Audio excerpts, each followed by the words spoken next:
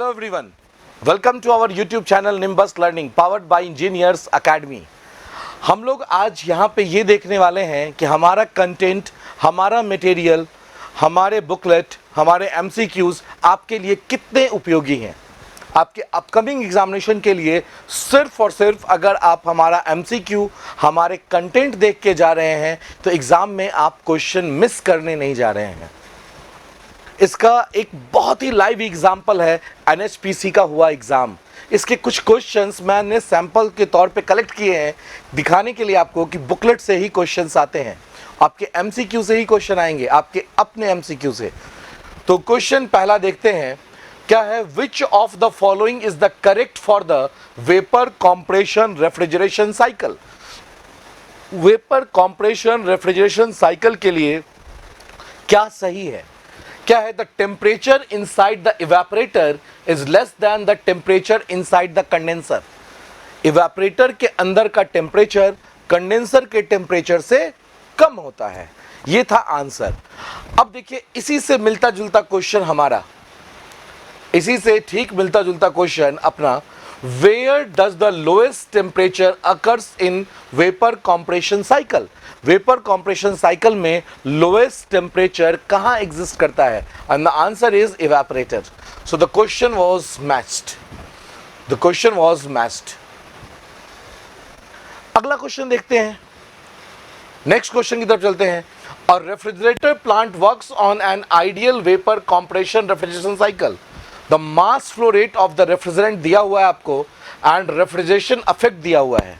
पूछ रहा है what is the refrigeration capacity of the plant in ton. RC की वैल्यू पूछ रहा है, तो आरसी इक्वल्स टू होता है m dot into R E. RC equals to m dot into R E. ये एक बार दो बार नहीं, कई बार क्लासरूम में डिस्कस किया गया है और इससे एक रिलेवेंट क्वेश्चंस भी था अपने पास में। देखिए यहाँ पे, इन vapour compression refrigeration plant the refrigerant leaves evaporator and condenser. ठीक है, for 1 kg the refrigeration effect पूछ दिया था आपसे। ठीक है, मास फ्लो रेट दिया था और रेफ्रिजरेशन इफेक्ट आपसे पूछ रखा था। सेम क्वेश्चन, मिलता जुलता क्वेश्चन था आपके एग्जामिनेशन में। सो अगर आप MCQ लगा के गए होंगे तो आपसे ये भी क्वेश्चंस लग गए होंगे, आपसे ये भी क्वेश्चंस ज्यों का त्यों हूबहू लग गया होगा। नेक्स्ट क्वेश्चन की तरफ बढ़ते हैं। क्या है? The statement, it is impossible to construct a device that operates in a cycle and produces no effect other than the transfer of heat from a low temperature body to a high temperature body is known as। Low temperature body से high temperature body की तरफ heat का flow संभव नहीं है। That was Clausius statement, that was Clausius statement. अगर lecture notes की बात करेंगे तो क्लास में डिक्टेट करवाया गया है, यूट्यूब पे लेक्चर पढ़े हुए हैं, पेड में पढ़े हुए हैं, ऑफलाइन क्लासेस में पढ़े हुए हैं और हमारे MCQ में भी ऐसे क्वेश्चंस हैं। अगर आप देखिए ध्यान से, तो अगर MCQ के क्वेश्चन आपने देखे होंगे तो देखिए यहाँ पे, Clausius statement of second law of thermodynamics can be stated as, it is impossible to transfer heat from a body at lower temperature to a body at higher temperature without the aid of an external source, and that was the correct. So that was also EA match. So that was also EA match. इसके बाद next question की तरफ बढ़ते हैं। देखिए फिर से numerical है। Dry saturated steam at a pressure of 11 bar enters a convergent divergent nozzle and leaves at a pressure of 2 bar. The flow is adiabatic and frictionless and neglects the inlet velocity of steam.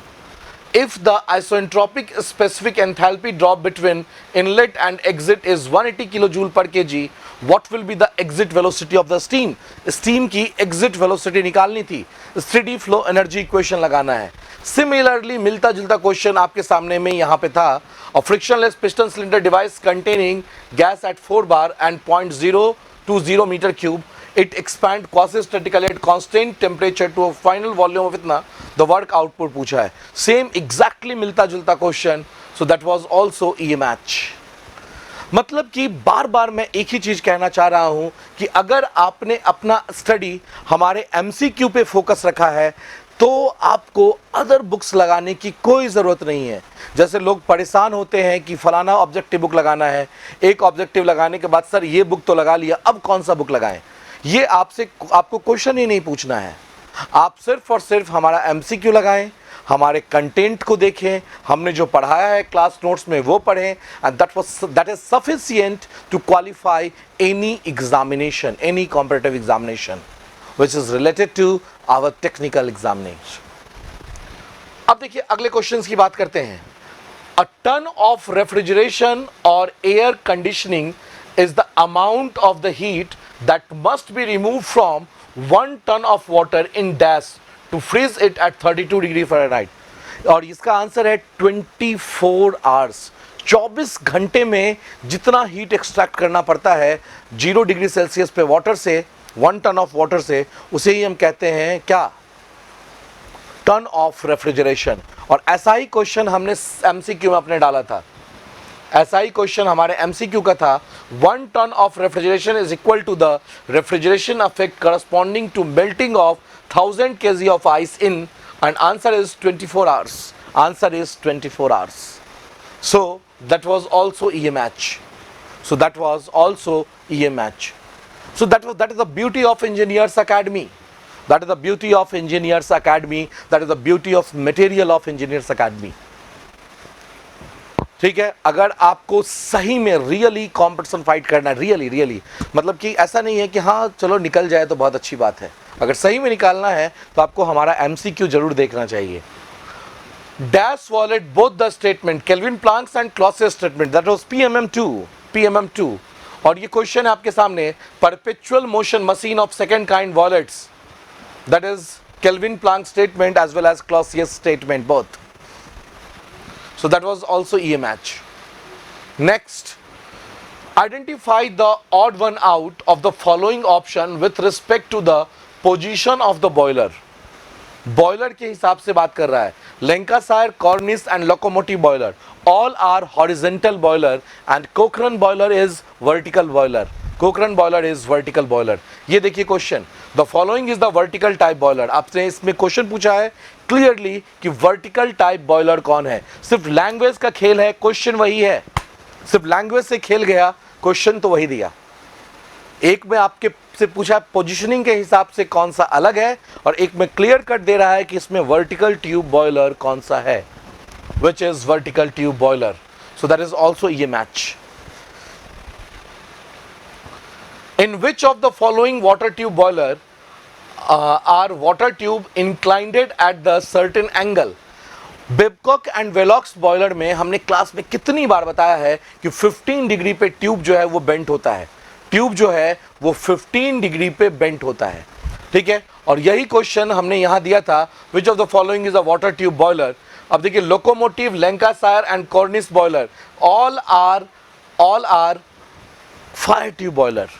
और अगर बात करेंगे Babcock and Wilcox boiler, so that is the example of water tube boiler. तो ये भी आपका ईए match था, ये भी क्वेश्चन आपका ईए मैच था. नेक्स्ट क्वेश्चन पे चलते हैं. The quantitative statement of entropy principle is denoted by second law of thermodynamics. अब देखिए ये question, second law of thermodynamics defines entropy. Second law of thermodynamics defines entropy. सिर्फ थोड़ा बहुत सेंटेंस चेंज किया है, बाद बाकी हूबहू क्वेश्चन वही डाला है with numerical, included numerical. So that is also EA match. So that is also EA match. तो इस तरह से हमने आपको कुछ एक क्वेश्चन दिखाए हैं, एक छोटा सा एग्जाम्पल दिखाया है. हमारे और भी वीडियो आएंगे जिसमें आपको बताएंगे कि और भी डिफरेंट एग्जामिनेशन है. NHPC के रिमेनिंग क्वेश्चंस भी हमारे बुकलेट से हैं. हमारे अदर कलीग फैकल्टी आएंगे आपके सामने में और दिखाएंगे कि कहाँ कहाँ से क्वेश्चंस पूछे गए हैं. कुछ क्वेश्चन उनके नोटबुक से, कुछ क्वेश्चंस MCQ से, कुछ क्वेश्चन दोनों जगह थे, और मैक्सिमम क्वेश्चन हमारे MCQ से ही हैं.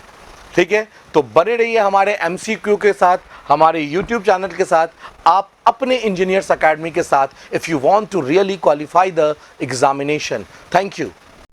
If you really like the video, please hit the like button, share the video, subscribe to our YouTube channel and press the bell icon for the latest updates. Thank you.